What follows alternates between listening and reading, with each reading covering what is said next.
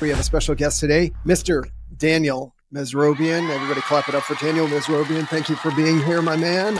Dan's part of our Elite Builders Network here at EXP. He's a guy that I've known for a lot of years now. Sort of has the ability to consistently go through and produce amazing outcomes, but he's also just a genuinely good person and human being. And that's why he and I have always gotten along really well. And when I hang around a guy like Dan, I just feel like I feel a bit more of a connection because I feel like all of us imperfect people who are just really trying to piece this all thing together. I feel more camaraderie with somebody like that than stands up and says, hey, listen, I made $1 million a year in my third year in business, perfect body and perfect, kids and everything else. And everything is awesome. Dan, why don't you just give yourself a little bit of an introduction on where you are and who you are? Yeah, wow, that's a lot for me to live up to. Thank you very much for the kind words. I appreciate it. About me, I entered this industry in 1999, right out of college. Was on the lending side. Jumped over, had some again ups and downs with that. Laid off 5 times in 9 years, up and down. So from 99 to 09, which is I guess 10 years, I was laid off 5 times. And had some stints with acting and like print work and stuff. And then on an overnight shoot, ran into a real estate agent who was like, how are you in this industry? You don't have your real estate license. So I ended up getting it, got out of that, and have been practicing consistently for about 10 years, on and off. In my beginning years, probably 14. Just stumbling on deals, when you don't know what you're doing, you don't have scripts, you don't really know what to say and how to say it. So you just stumble upon deals. And then you get around people that are, I kind of got around people that were prospecting every day. And I noticed they weren't worrying about where their deals were coming from. And yeah. I'm new. I'm sitting here like, I think I made like $5,000 my first year. I think I did 3 rentals in like 2009. 2009. Yeah. Yeah. And that was also a tough year. 100%. Yeah. So I was cutting my teeth in that market. So when Aaron talks about what market's harder, this one or the one in 09, I was in both of them. Mm-hmm. So, and I would, without question, this market is harder. And so you're speaking about Aaron Nobello, who is coach and mentor for both of us and our sponsor at EXP Realty. So Aaron has a lot of influence over us the past couple of years and sort of helping us grow and learn. So would you say, like, tell folks, like, what do you consider, like, for your success in the business, what have you done exceptionally well? The thing that I just have, and I don't know if it's a skill, I think it may be just innate. I've just had an inordinate amount of sellers just within 5 minutes of talking to me, just be like, come over. Like, I trust you. Come over. And I'm not saying we're going to even list our house with you, but we want to meet you. So having that, like, and I say this, and when I talk to my agents, I share this with them. Like, guys, a seller is going to know within 2 minutes of you being in front of them whether they trust you and are going to work with you or not. They just know. They're going to get a vibe. For whatever the reason is, that is something that I have done very well with. And drill down on that, because, like, that's a hard thing to say. I just, create a bond with them. Why do you think that is? Do you think that that's like, how were you raised? Were you always talking to people? Were you always like this? Do you sort of, like, when you talk to people, do they naturally just sort of, like, open up and have real conversations with you? Or is that like a learned skill? Like, why do people want to meet you? It's a great, I love it. So it's like the tell me about it when a seller gives you their motivation and you want to hear more about it. So yeah, I think that very early on, my mother used to say that I rooted for the underdog all the time. She's like, you were never for the favorite. If you saw somebody that was struggling, disenfranchised, had a hard time, there were kids she brought this up to me the other day, actually, we were talking. She'd cook and we had leftovers. I'd take the leftovers to the families in the neighborhood that weren't doing well. And I would just give them our plates and stuff. And that was just me. So I think how it relates to real estate, I'm not attached to the outcome. Like, if I can genuinely help you, I will. And if it's not in our best interest for us to work together, then we won't. But I really think that, like like this morning, I was calling probates, and I ran into a woman who got, I mean, her husband had just, and it was a domestic partner. I just learned what the difference is between spouses and domestic partners. Mm-hmm. Very interesting. They're domestic partners, 20 plus years. He passes, and his family apparently, and this is like she's a sweet woman. They didn't like her. So she's grieving this process by herself and is getting all these phone calls. Ben, I didn't get a chance to call anybody else. She talked to me for about an hour, and then I had to, prep and come up and get to the studio. So I really couldn't call anybody else. The reason I'm sharing that is this. She felt comfortable enough to speak to me openly on a cold call. I never even met this woman in my life. I'm okay with having an hour of prospecting time, having her share with me what's going on inside of her because she needed it. So you're an amiable personality? There are, I'm more, Aaron would say I'm an analytical, but my mind will always go with, because believe me, the analytical part of me in my brain will sometimes say, all right, well, all right, you're a half hour. We got to start making some phone calls here. All right, it's 10:30. Like the numbers start to get in there. But then there's that other part of me that's like, no, hang on a minute. This woman needs more than what she's getting right now, and I can provide it to her. So yeah, there are parts amiable, but most parts during the day analytical. Yeah, so I think we share that. You're analytical too. I'm an analytical, and I've got some amiable in me. As somebody who sort of genuinely wants to understand what people's problems are and, provide value to them. And I think that's it's a double-edged sword because on one side, it does allow you to connect with people, but it also can be, if you don't watch it closely, you can sort of dive way too much into the emotions of other people and it start to really affect you. And that was what was true with me for a long time. I would take on the stress and anxiety of my clients and it would leach itself into my personal life where how so? Yeah, explain that, because I don't think that's been my experience. So how explain that? Well, I think I mean, this goes into a little bit like probably too deep for a YouTube podcast, but like I think I feel people's energy and I think their energy sort of transfers to me. And I think that's why a lot of people are very calm and open around me and I can have sort of deep conversations with them is because of, the energy between us. I can sort of take people's stress and anxiety, but that to me, if you do believe in energy transfer, I think that can sort of stay with me if I'm not really conscious about it. And so I can take on the weight and the anxiety and the stress of other people. But after a certain period of time, that can sort of get really heavy, even for me. Right. And so you have to kind of be really conscious about how much you're doing that. But also, on top of that, like, yes, we do want to help people solve their problems. We do want to be kind and patient and all of that. Like that is all very, very important. But at the same time, we are put in this position to help people sell homes and buy homes. Right. And so I think sometimes, like you said, you can give an hour to a person and that is the right thing to do. I really do believe that. But it's something that can become problematic if you're not really conscious about the fact that you are voluntarily taking an hour of your prospecting time to go and provide this value and this kindness to this other woman. But to a certain extent, you got to make up for it at some point too. Right. Yes. So it's like everything in life has like a push and a pull, right? Like there's good and bad in every situation. Every positive situation has a negative. Every negative situation has a positive.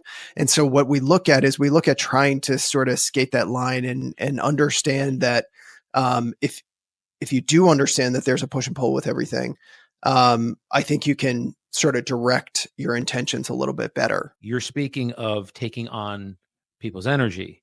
That's an empath, my friend. When you can feel other people's energy, that means you're empathetic. But there's another word for that too, which is an empath, and you can feel the energy of someone else. I have that to an extent. I can't watch. It's very difficult. I would never be able to foster animals or like work in an animal shelter. It freaking pains me to watch them. I can't watch them. You get caught up in those animal like videos, like Bro. with what is that song?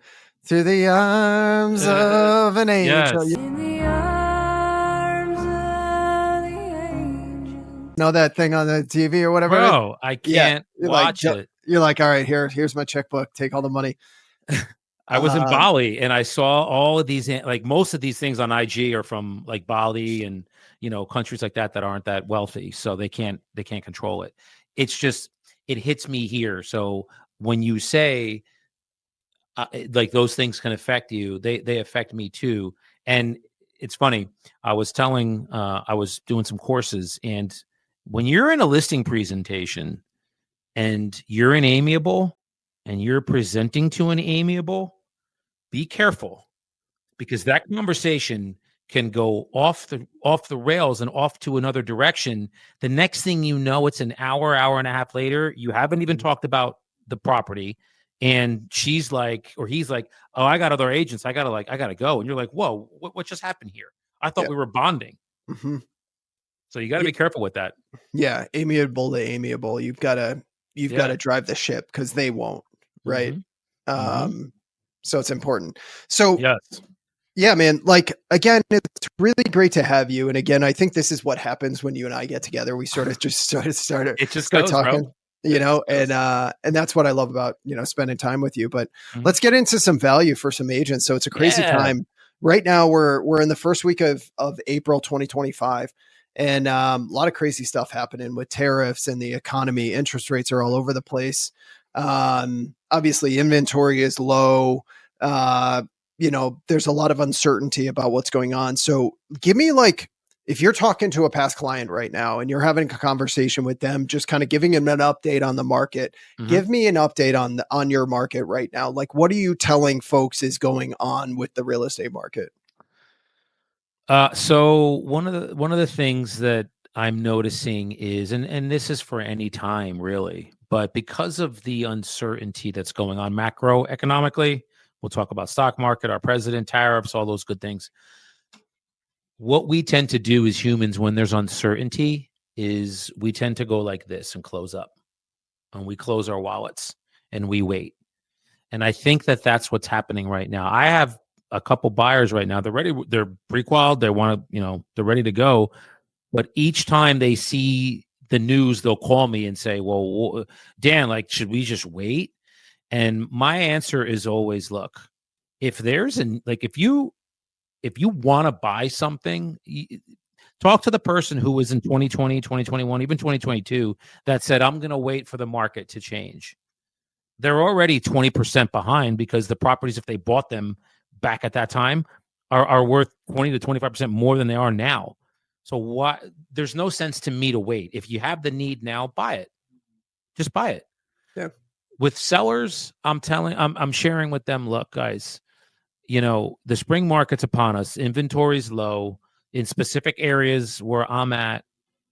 You're seeing 5, 6, you're still seeing multiple offers, but there are areas where we're not seeing the activity that we did before.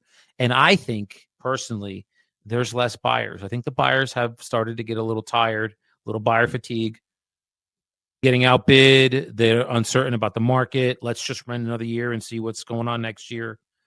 I'm seeing some of that in some of the markets that I'm working with. Do you think prices could go down? I think they're plateauing as we speak right now. I don't think that they're going to continue to. They can't. Like, no time in real estate history has prices consistently went up and stayed that way. What do we say? They run in 7 to 10 year cycles, right? Well, when did they really start to bottom out and then go up? 2011, 2012, in that area? Yeah, I would say, it was around 11. 11 was probably the lowest. So 12 Okay, so will start 12, coming up. 13. Yep. Yep. Yeah. Okay. So now we're in year 12 hmm of that with a what would we call COVID? A slight correction because it initially brought prices down, and then after that initial, like, I don't know, 4 months maybe, they skyrocketed hmm because everybody started was like rates are 3%, so everybody bought. We're in year 12 of that, Ben. I mean, history says So that they're then, going to so, plateau. so then it sounds like to me that you think that prices might go down over the course of the next year or two. I'd say they're probably going to plateau this year. I don't think they're going to go down this year. I think they'll probably plateau. They'll level out. Yep. Because if you ever look, they'll go up. They go up a little bit, then they level, then they'll dip, then they'll go up, then they'll level, and that level tends to be what, I don't know, 8 to 12 months, 8 to something along those lines. It's usually a year or a little less than a year. hmm And then it'll either rise or go down, which usually they'll probably go down. Yeah. But we had interest rate drops recently. Last week. Yeah. Did you have buyers start to come off the fence? Yeah, I don't know that there's been enough time for them to come off of the fence. I think the buyers that we're working with, we've been educating them on, the value in purchasing now and what the risks are. And I think everything is risk reward, right? So, there are some positives to purchasing right now. There are some, potential benefits if you wait, if certain things fall the way that they will, right? Like you could get more purchasing power down the road through lower interest rates. But if interest rates come down, then prices might go up. Does waiting 6 months get you in a better position? But there's less inventory in 6 months than there will be over the course of the next 6 months. So it's a push and pull. And I think that's what you alluded to at the beginning was like, if you're ready to buy, then now is the time for you to buy. If you can afford it and it's the right time and the right opportunity comes, that's what I've been talking to my clients a lot about. Your motivation has to match the opportunity that's out there, right? Look at that. That's power right there. Absolutely. Because think about it. If I talk to clients that are like, well, listen, if I sell my $1 million home, I need something to downsize to. And if I downsize, like, what can I get for my money and that sort of thing? And I said, that's all great. But what I want you to think about is that if you could sell your home for $1 million and there's a 1-level, 3-bed, 2-bath, 2-car garage, mint condition for $500,000 in an area that you like, would you do it? And they go, yeah, for sure. And I go, well, then your motivation matches the opportunity. And until then, all we do is we take your motivation, we define it, which will change over time. Mm-hmm. If you have a certain level of motivation and you want to move, 2 years later, I guarantee you, if you still want to move, your motivation is going to be higher than it is right now. And therefore, you might need less of an opportunity to actually make that move happen because the motivation is higher. Therefore, the opportunity doesn't need to be as good. Yeah. But right now, if your motivation is, you know what, if the right thing and the right opportunity, the right price and all that kind of stuff, then great. I mean, that's rare to find low motivation with a wonderful opportunity in this marketplace right now. Mm-hmm. But it's not, it's possible.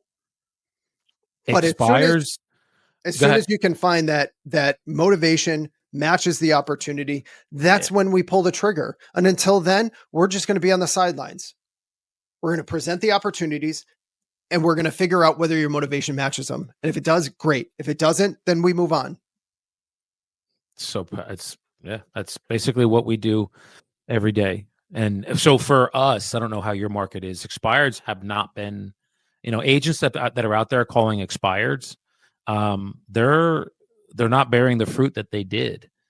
And so we're pivoting to, different lead sources. And I'm doing, giving a workshop on Wednesday about different lead sources that agents can use. Ooh, hot ticket. What are you talking about? We're going to talk, obviously we'll talk expireds because I know most of them, they do them and there is some value in them, but just not what they were before. Past clients, center of influence, for sale by owners, probates, and third-party referrals. Okay. I'm going to go through all, and some of them are going to get more attention than others. I would imagine probates are going to get maybe the most because I I think they're being called the least. And do you have expireds in your marketplace? I do, but the ones that we're reaching out and talking to, at least the ones that I'm getting, and some of the agents that I work with, the motivation's just not there. They're they're Right. There's a expiring at reason these. that they're expired, right? Yeah, they listed it here, thought they could get what they wanted because of low inventory, didn't happen, and they're like, well, we can just keep it. Mm-hmm. So, not that I'm not calling them, I'm just getting better results from other lead sources. So, like, realistically, like, when's the last time you took an expired listing and it sold? No, I also do commercial. So, commercially, yes. Residential. Good question. Shoot. Because for Last me, year? it's been years. Last year. Yeah. Last year. And I think that's what's important too, is that we look at these things. And that's why, I've done seminars and all that kind of stuff on calling past clients center of influence, because those lead sources, it was funny because I think I've shared with you that over the last couple of years, I haven't prospected and cold called at all, and like, God bless you, brother. Even my database, like, I haven't been responsible with my database over the past couple of years, just with building the team and the organization and everything else that I've been doing. It's sort of pivoted, and I put enough time and energy into my business that, like, I haven't needed to. But at the same time, like, I'm recognizing that this market is different than the past couple of years. The inventory in our hometown, Mansfield, I was looking last week. Mm-hmm. Last week, we had 99 single-family home sales over the past 12 months. 3 years ago, we had like 215. Wow. So we're down like 50, 60% in volume of transactions. And when like 40 to 50% of my business comes from my hometown, because I have a 15% market share in the town, that I got to take twice. I got to do twice the market share to just maintain my business. And so it's just like, again, there's 3,300 home sales per year in sort of the towns that I do business in. And that's not, for me to do 60, 70 transactions, I got to have 2-3% of the business, versus if there's 6,000 or 5,500 home sales, which there was a couple of years ago, then I need to do like 1% of the overall transactions. So I haven't cold called and prospected in years, but also so I made the decision like last year that I was going to bring a team member on to every transaction that I do. Number one, because I want to support my team members. Number two, I would like to do less of the activities that are involved in timelines that I don't want to work. So nights and weekends, right? Mm-hmm. And number three, in order to be able to sort of guide people at the level that I want to, both my team, my clients, potential people that want to join the organization, and then just general folks out in the public, I need to be able to have the energy and enthusiasm, and I can't work 70 hours a week and be able to do that. So plus have a family, right? So what I've been operating on is the fact that I just don't prospect and cold call anymore. And that's worked up until it doesn't. Mm-hmm. And this is where everybody needs to recognize sort of like how they pivot and how they shift. And even when you sort of make decisions, you've got to sort of go, is that in alignment with sort of the reality of what right now is? And the reality of right now is that we don't have as much business coming this spring as we have in years past. Now we're fortunate. We are ahead of pace from where we were last year, but we are way behind on future business. So usually right now I'm sitting here with like 15, 16, 17 like listings in the hopper. And I think I have like a handful, maybe 6. Mm-hmm. And that's like I make all my money April, May, June, July, right? That's where I bank my business. And so if it's not there, like the rest of the year's in trouble. Yeah. So going back to what you said about past client center of influence, I jump back on the horn now with Pedro in the mornings, and I'm just calling my past client center of influence, all that kind of stuff. And I called a guy I hadn't talked to in like 2 years and just had a good conversation. Used to chat with him 4 times a year. Mm-hmm. And literally Sunday, he called me. He was like, "Oh yeah, you called me." And then my nephew came over later that day, mentioned, he was looking to buy a house. And it literally turns into like immediate, like I had like 15 conversations, then it turned into business. Mm-hmm. Right. So I think it's, I think it's important for agents to understand that those success stories are out there, and that happened with one of my newer employees last year. She had like 195 people in her database, and she called all of them last year, and it turned into like something ridiculous. It was like 14 transactions happened for from her, her right cold calls. So the size of the database doesn't even need to be that big, but it's incredibly powerful. You know what is coming to my mind, and agents, I can speak to agents on this. So what you're noticing, guys, is like if transactions are down, how much? I mean, just in Ben's area, 50%, 60% year over year. Your conversion rates have to be you have to be able to convert. You can't go have 5 appointments and convert 2 of them. That's not going to get it done anymore. If you have 3 appointments, you got to convert all 3 of them. Your conversion rates now need to be way higher because the market share has shrunk. Your piece of the pie has shrunk. So now you have to be able to convert them. Well, what and how do we convert them? Like what's gonna be the reason for that? Skills.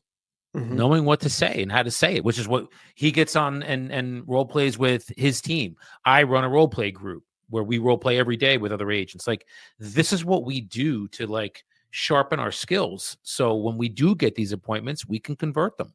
Yep. Yeah, it's important.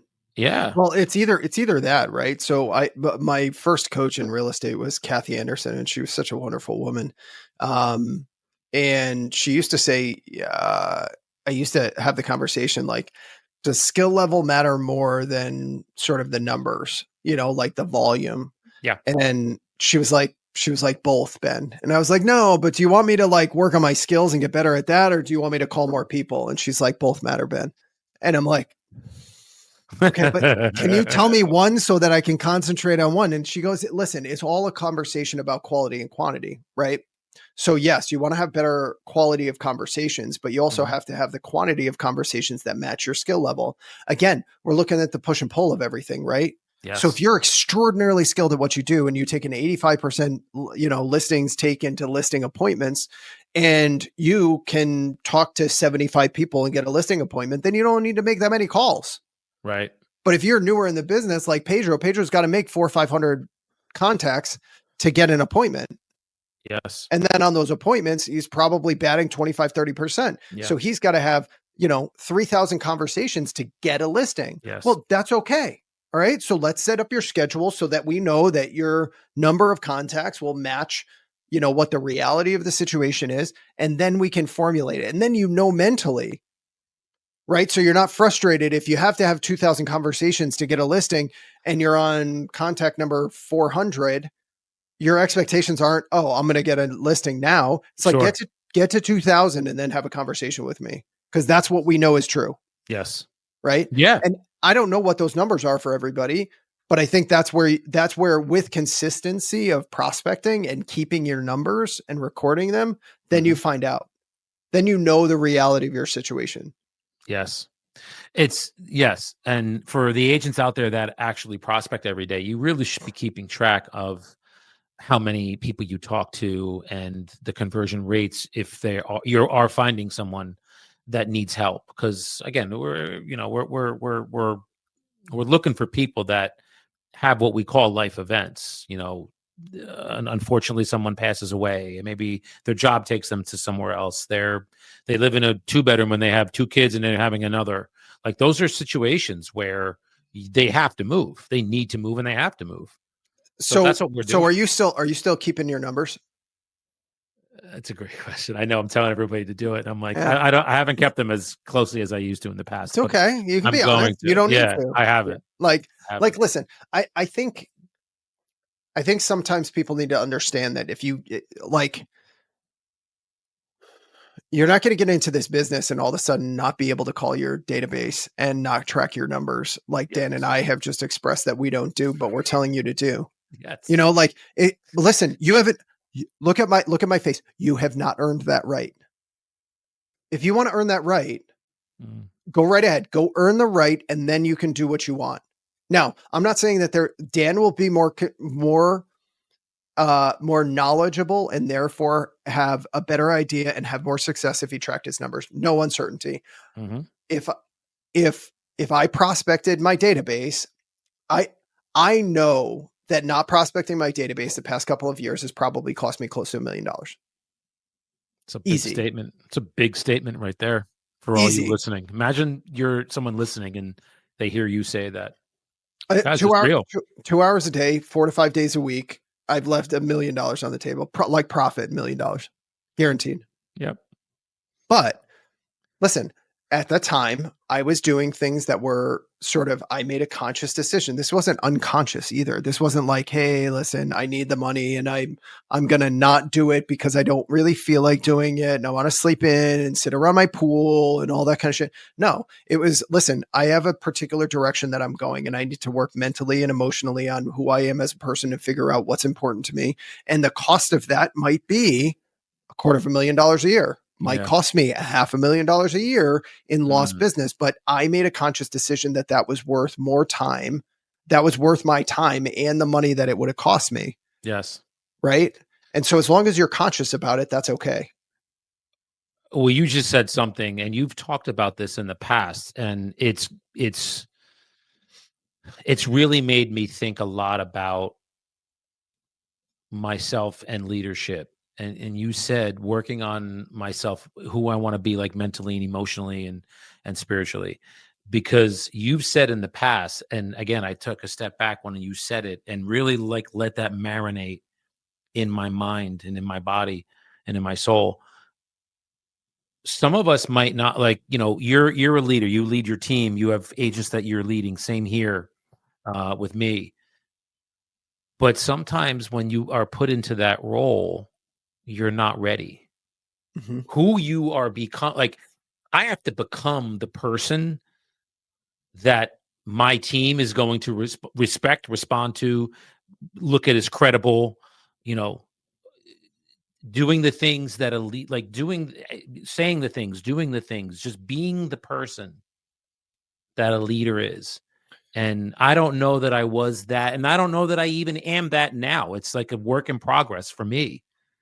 I've really kind of taken a step back and have evaluated, myself and how I can improve my mental state, my spiritual state, my emotional state, to where now I'm looked at, and it's something that's intangible. I don't know that it's a tangible thing you can put your hands around, but it's something I've really thought about and put in the forefront.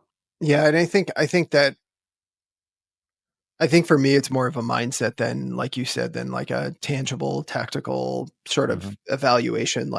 And that's why it's tough sometimes with these sorts of things to evaluate, like, goals, right? What's your goal with mental, spiritual, emotional health? Yeah. It's like, well, I can't, I'm going to get to the point where I'm a 9 out of 10 on emotions. It's like, well, what is that? How do you define that? Is that the number of times you cry per year? Like, I don't understand. Like, what is that?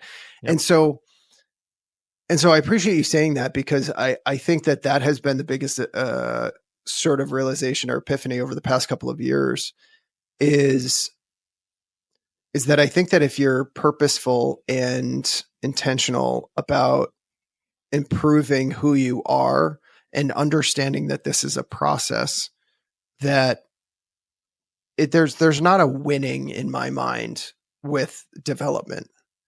It's just it's a sort of sitting in a place where you're always doing it. And I do think that we earn the right to have impact on other people. And I'm not saying you can't as you're earning it, because you can have a certain amount of influence and impact on people as you're growing. Mm-hmm. You can almost unintentionally do it just by the character and the nature of who you are. Mm-hmm. And I think for a long time, any impact that I had on people was a direct result of just like naturally who I was without intention. But what if you set your intention to be the best version of yourself? And what if you set the intention of not looking at it as a situation that you're going to obtain? I don't look at it like I'm going to get to a certain level and then I'm going to be satisfied. Right? I look at it as a lifelong pursuit.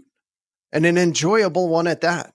Funny you say that. I mean, we hear that a lot. Well, it's the journey, it's not the destination. And, you know, but when you really can take a step back and look at it, the whole, it's, I look at it like, yeah, I mean, the journey is who, it would be a crime if I was who I was 2 years ago, if I am who I was 2 years ago, 3 years ago, if I like I, that, but nobody is. Nobody is. No matter what, you're going to change and grow. And you know, boy, has it been like some fucking ups and downs, man. And you know, there's been some struggle lately. There's been, you know, just with just various things. And it's like sometimes you sit and I'll question, you know, not why it's happening, because I sit here and be like, well, who the fuck am I to think bad things aren't supposed to happen to me? You know, oh my God, no, like things are going to happen to you. It's how we respond to them that actually makes us as people. To me, anyway, it makes you integritous. It makes you a person of character.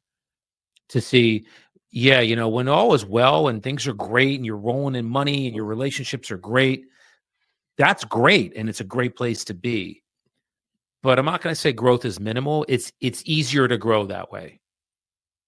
Throw some challenges your way, and I mean some serious challenges, whether they're financial, whether they're health, whether they're relational, and then you let me see how you act and what you do and what you say and how you treat people when you're going through those.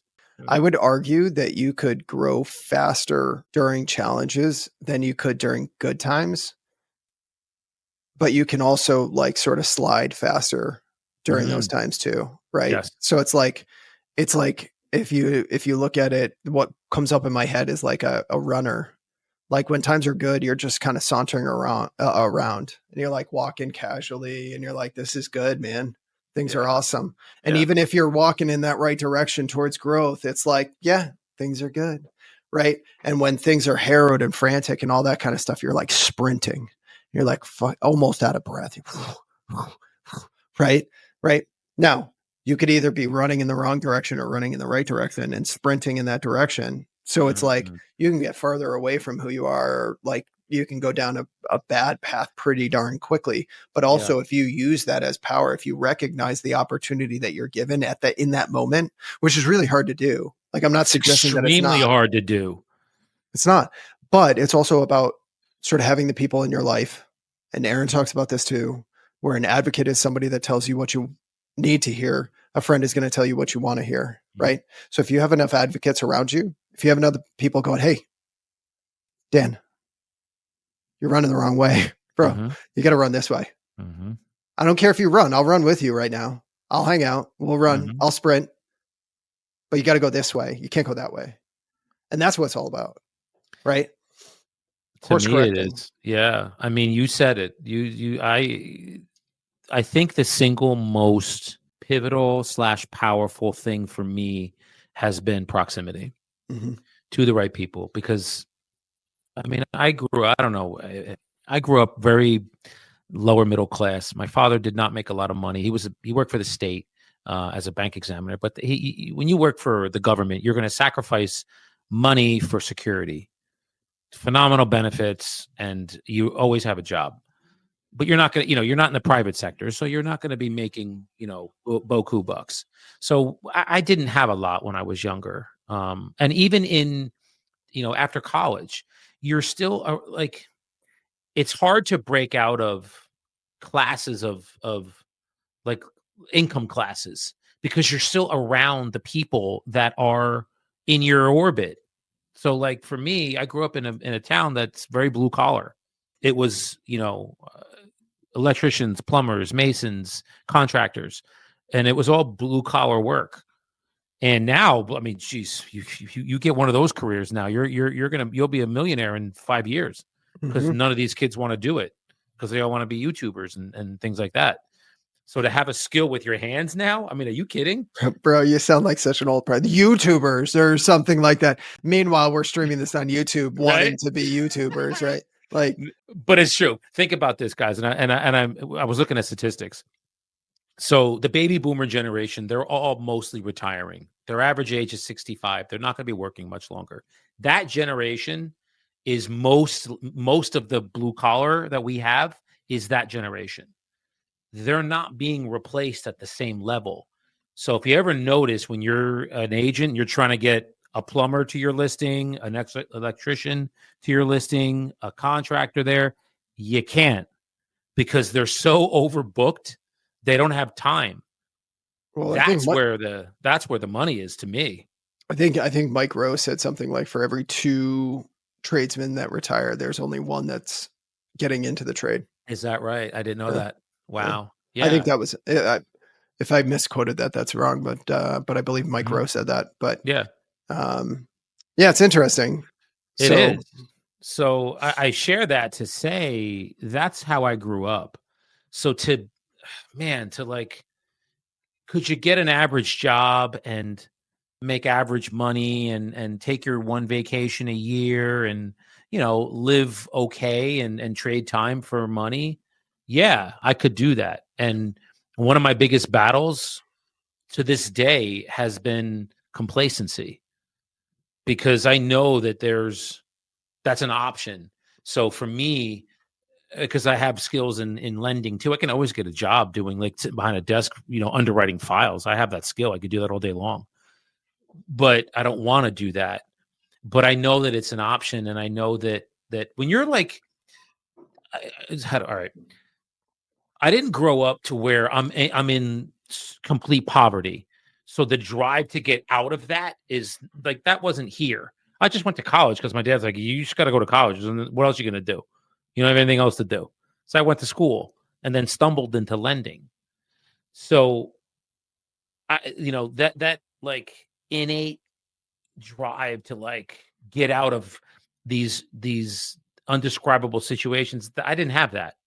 That wasn't me. It was very level. There's here, and then there's here, and then there's here. I was but there. You recognize what you did, right? You created the need to get out from under something.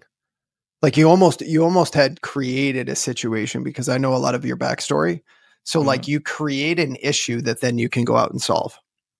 It's like what Jordan talked about. Did you ever see the thing with Jordan? The Last Dance. Yeah. He created false narratives about these other guys to go out and kill them. Yeah. And I never thought about that until you just said that. Yeah. All right. Now I got to let that marinate in my head today. Yeah, you're welcome. Beyond the Deal therapy sessions with Ben Esposito, right? It's true, because it's true.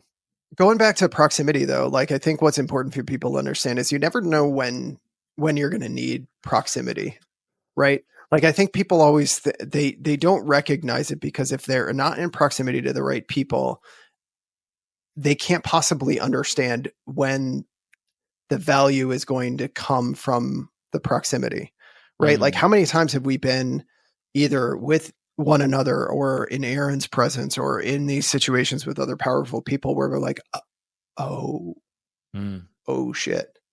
And all of a sudden you realize and you recognize, you're like, oh, I got it. All right. I'm understanding. Like all of a sudden you just get hit with something that's like, that's why I'm supposed to be here right now. That was the value. But prior to that, it wasn't like I'm going into this proximity for this reason. And until I get that, then I haven't created the value of the proximity. It's like, it's like, you don't know when it's going to hit. Like when I started working with Aaron, I didn't know that the value I needed from him was more spiritual and emotional and faith, right? I thought it was going to be more tactical, like how to do things to make more money to get me out of the business. And then all of a sudden we started talking, and there was naturally, I swear to God, Aaron and I in 4 years of coaching have never talked about how to like make more money in real estate, like sell more houses or like we've not once talked about like prospecting, cold calling, listing presentations, all of that kind of stuff. None, never. 4 years. Now, if you told me that before when I first signed on end with him, I would have been like, well, that's all we're going to do, because he's a tactician and he knows exactly what to do and how to say it and how to get a business up and running and sell 200 homes in a year. And I'm like, that's what I'm going to get from him. And then all of a sudden proximity comes in and a whole world opens. But you have to have enough of an understanding to recognize who those people are, and more importantly, who are not, Yeah. and just keep working on finding the people that are. Mm-hmm. And when you're in, what you don't need to, like, you don't need to try hard when you're around somebody that you should be around. Like, you don't have to try hard to recognize it. Yeah. Like, you're just going to see it. And I like being that for some of my guy, the guys that are with me on my team. And I call it my team, but they're, we're downline guys. But some of them weren't doing anything, saw me, wanted to partner with me, and then when they did, so I went to college to teach. I don't know if anybody knows that. I was going to be a teacher. And then a mortgage company called me right out of college, and that, the rest is history. So it's natural for me to want to serve and help other people. That's just natural. I've wanted to be a teacher since I was a kid. My mother was a teacher. So to take, and it's not, I'm just giving them tools. They're doing the work, but they didn't have the tools before, or the proximity to somebody that's doing it. Now that I'm pouring into them and sharing with them, they're killing it. And I couldn't be happier for these guys. And do you think, so this is like full circle sort of stuff, but like, do you think that the trials and tribulations that you've had, the ups and downs in your life, are better serve you to guide them than if you didn't go through those things? Well, yeah. I mean, I always say, like, if you can't, I want to I want to learn from somebody who's been at the top and then all of a sudden experience the bottom. One of the biggest things that I can share with these guys, well, I'm actually helping one of them now with kind of, getting some financial clarity. I understand the value of $1 because there was a time when I didn't have $1. And Aaron was, I think he came around. I was a little after that time. I got introduced to him, but no, actually it was around that time. But I had it all kind of just bad choices taken away, and now I can empathize, not sympathize. I can empathize because I feel with them because I was there at some point. So I think that the best teachers are the ones that experienced everything, had it taken away, hit the reset button, and then go, you're right back on your trajectory upward. So yes, in answer to your question, yes, I think it's enabled me to really, hey, I see you going here. How about you let's pivot and go here, because this road took me there. I don't want you to go that way. Right. And that to a certain extent is why you've earned the right to have an impact on other people. And that's why the impact happens, right? Is because it's believable. It's not like it's not like somebody is telling you who hasn't experienced anything, because again, you can regurgitate information, but if it truly comes from you, if it truly comes from an understanding of what's going on, that's where it's most impactful. Bro, I say this a lot, and I mean this wholeheartedly. I don't want to, but it's true. Like, I'm just the vessel, man. Like it comes like from God. It goes into my brain, and then I just spew it out, and then if it impacts somebody in a positive way, great. But I'm not coming up with words and things. Like, God puts it in my mouth, puts it in my consciousness. I'm just sharing it. Everything is through. Like I always say, God is great, man. Like I shouldn't be here sometimes, and I forget my journey. I forget it. God, give me the words. God, guide my tongue, and then I just, whatever comes to me comes, and I'll share it. Yeah. And that's some powerful stuff, because again, I think we're sort of both on a spiritual journey at this point, and a religious one, to understand a little bit more about it. And I think that's been very true for me too, is that idea that we assume that if we do everything correctly in the right way, that the positive outcome will come. And we assume that if we make the right decision, that only positive things will happen. And if we make the wrong decision, then everything will fall apart. And I think we put so much pressure on ourselves.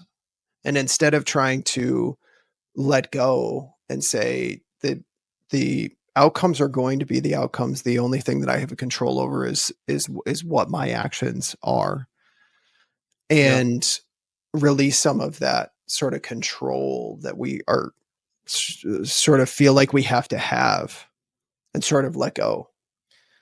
I think when you let go, there's a sense of peace that comes, Yeah. because whether it's going to be good or whether it's going to be bad, or whether you're going through hardships right now, which you were kind enough to share and authentic enough to share earlier, Mhm. right now is one of those times where you don't, like, very realistically, there is a definite, there's a reason that you're going through the stuff that you're going through right now.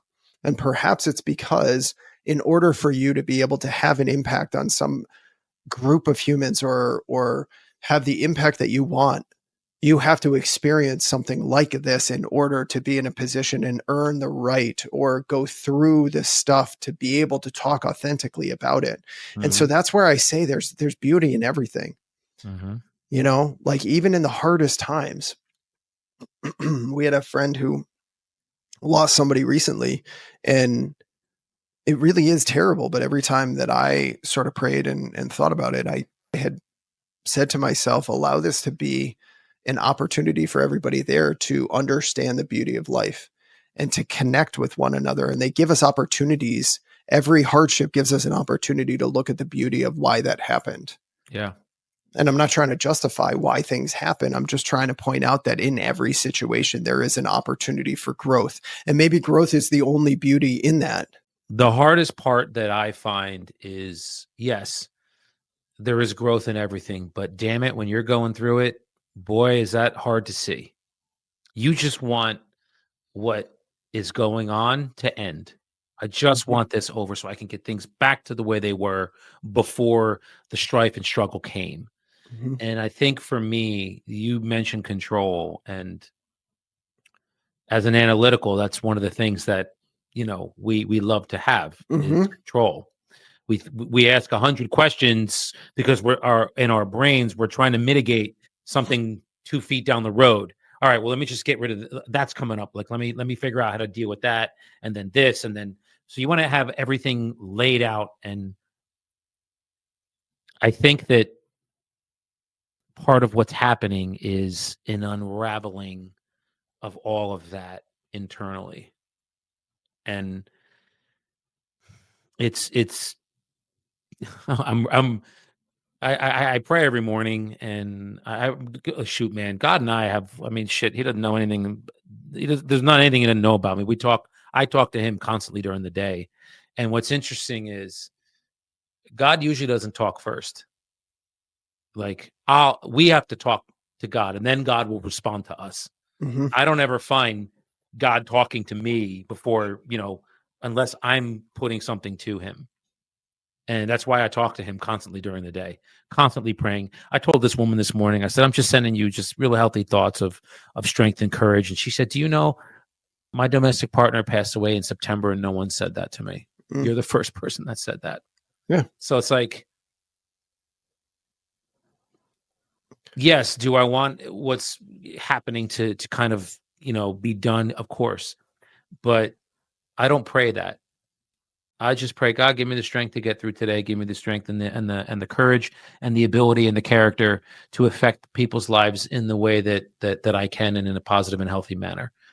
And then guide my tongue. Yeah. So I say to them, guide my tongue.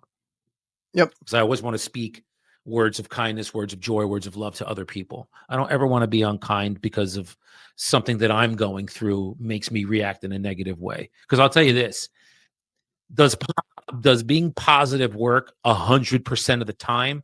No. But damn it, being negative does. Mhm. Be negative 100% of the time and see what kind of results you get from that. Yeah. That's 100% of the time. Because do bad things happen to good people? All the time. Sure do. Yep. And it goes back to what you were saying about, you can sit and think that you're doing all these good things, and because you're a good person and doing these good things, good results are going to happen for you. And it doesn't work that way. Sometimes you don't. So, me personally, I always think about it like, well, I always have a spotlight on me.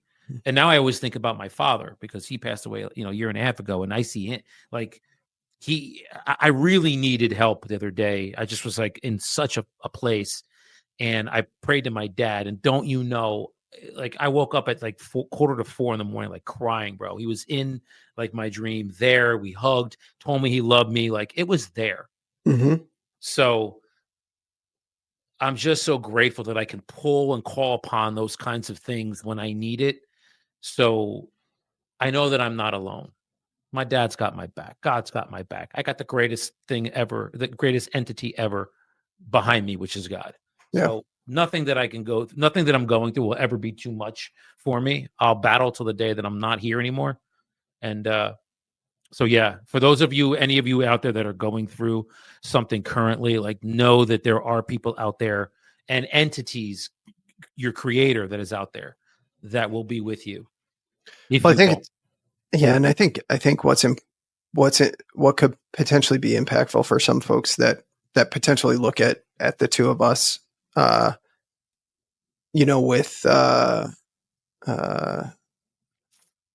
don't know way to put this, but like who look at us, a bit discernibly. We make a lot of money. We have a lot of impact on people. We've got a lot of nice things, all that kind of stuff. Mhm. That there can be sort of like, put them up. They must have everything. And that's the thing that I used to do, right? Like I used to look at the people on stages and they make $1 million a year and they drive, the Bentleys and they got the suits and they're in shape and all that kind of stuff. And I used to assume that if I got to that point, that then I would be at peace and happy. And what I think is important for people to understand is regardless of the point of life that you're in, there are still struggles. Like it's not, you're not going to get to a point, I think, at least in my experience, you're not going to get to a point where all of a sudden you sit back and you go, you know what? Life is good and it's going to remain good. And it's just like peachy keen, hunky dory all the time. That's not the way that it is, right? There is going to be hardship regardless of what direction you're going. And and you mentioned something earlier that made me think about sort of like what I spoke about on stage down in Florida, when I said I would rather be sort of uncomfortable in growth than uncomfortable staying the same. And it's uncomfortable staying the same. Try being the same person, getting up, do the same thing every day, not going out, not pushing, not doing anything else. Those people will lull themselves to sleep. And the only way that they can deal with it mentally is they distract themselves. Whether that be television or the internet or, habits like drinking or drugs or whatever it might be, right? They distract themselves from the idea that they're thinking about so that they don't have to deal with it and face it themselves.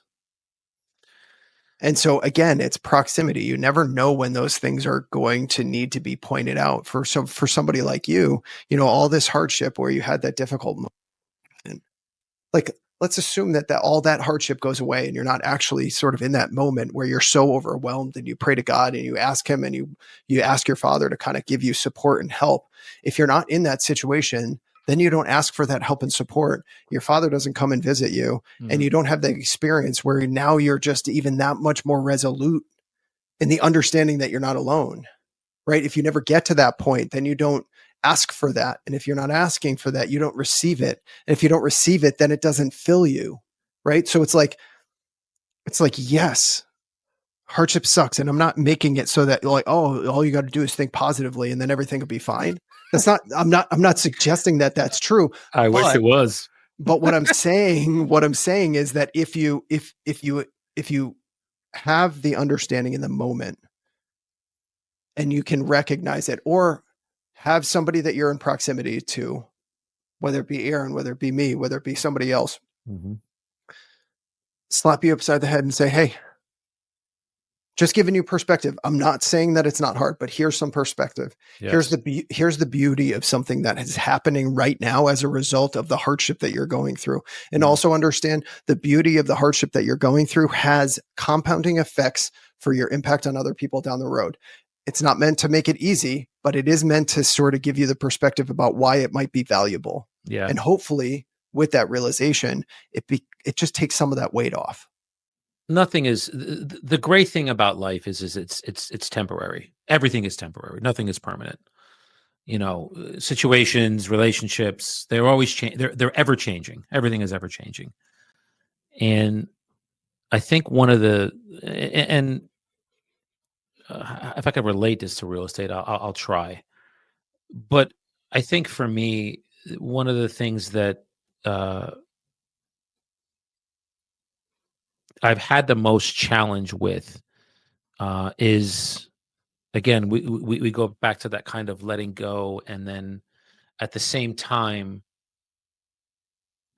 appreciating the struggle for what it is, because there's a reason, like struggles just don't come to us, guys. They don't.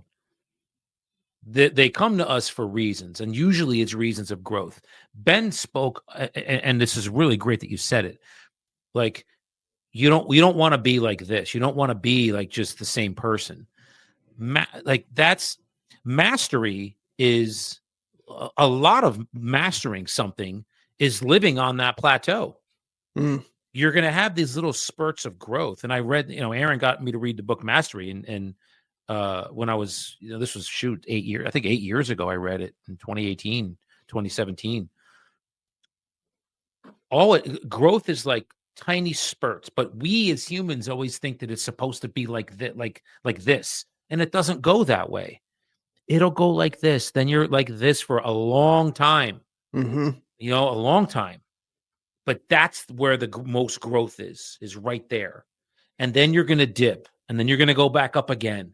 And if you notice, it's always a little bit of a projection upward. Everything's always upward, but it's not how we want it, not how I want it.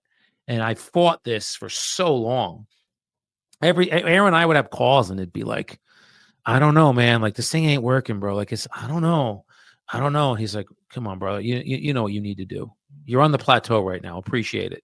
It's not going to continuously, he would reel me back in.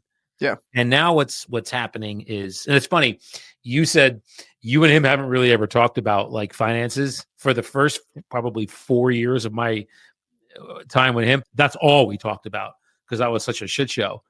And then things turned around, and now it's more like what you guys talk about, which I'm grateful for. Yeah, and he's been somebody that I've leaned to on for that as well. But I think to wrap up like a bow on what we're saying, it really takes internal skill to appreciate, take a step back, put yourself in front of you and say, you are going through something right now, and let it happen. Like don't push to try and get it over with. Experience what it is. What do you feel? What am I feeling right now? Is it angst? Is it anger?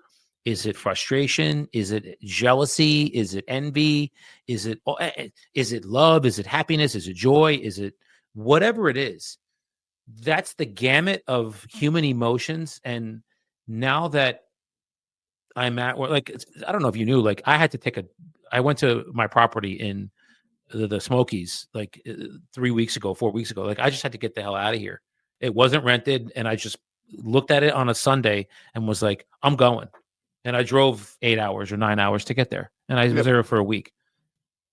Like that's to the level of what it was. And so, yeah, like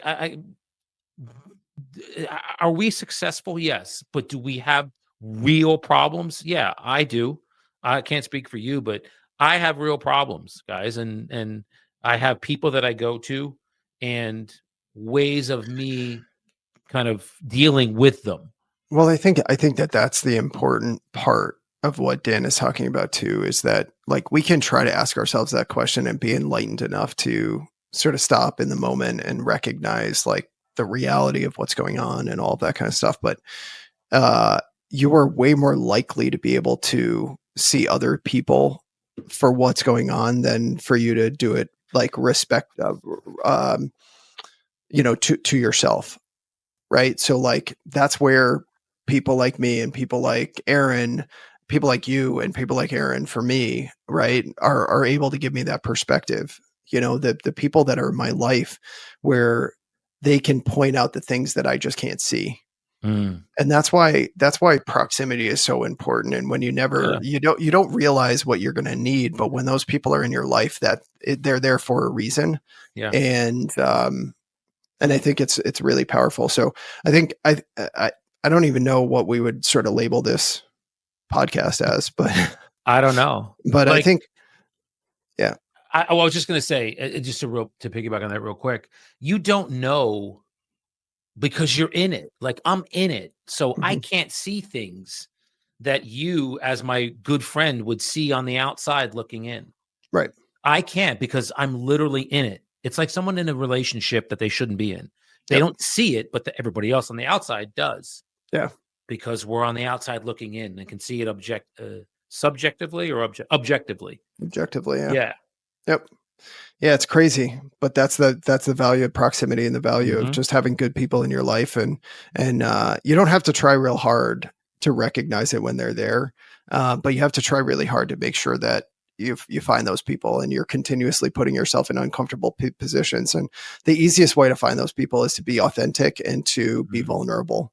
Like, if you're in that situation, you need to reach out to people and tell them you're in that situation, and the right people will be there. The people that aren't right, I mean, they won't be there for you during that time. But it's really hard to find your people if you're not going to put out there that you need help and you're ready for that. You have to be the one that's vulnerable, right? And you have to go out and want to find it. And you might need to get to a certain point in life to be able to recognize that. But I think that's a big part of it. So Agreed. I'm also recognizing our time, and I've taken up a lot of yours. And, so we'll have to do this again soon, because, I didn't get to like a tenth of what I wanted to talk to you about. I know, man. But that's sort of how it goes when you and I get chatting. So, it always happens. Happens. Well, we can link up in like a week or two. We'll see. Whatever. However, your schedule is the one that's kind of, I'll work around that. Let's just say that I'll work around. Yeah. I think we can all agree that I'm a very important person. So yes, if we can end on, yeah, boy. Yeah. All right. No, I love it, man. Ben Espo.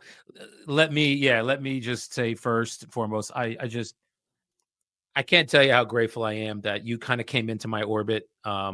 You're just one of the people that I just love spending time with, and I'm a better person when I walk away sharing time with you, and I really mean that from the bottom of my heart. So thank you for allowing me time to share with you, man. I appreciate you very much, brother. Man, that sentiment goes both ways, and I appreciate you, and I appreciate you coming on here and sharing and being authentic. And I think that's what people need to see, and that's what I want to share with people the most. Is just we're all human beings trying to get better at what we do, and the more I've talked openly and honestly about who I am and what I want and how I feel, the more growth I've had. So I'm sprinting, and hopefully I'm in the right direction. And I know Dan's right there for me. If I start going in the wrong one, he'll nudge me in the right one. So find your people. And if Dan or I could be of service or help for you guys, just reach out. Yeah, would love to. Be an honor for me. So thank you, brother. All right. Thank you, Ben. Appreciate you. All right, so guys, we got a special guest with us today. We got the one, the only Mr. Ben Esposito. Ben is one of the top agents up in the Massachusetts market. He was kind enough to come and share some of his insights, what he's seeing as far as market trends, things of that nature.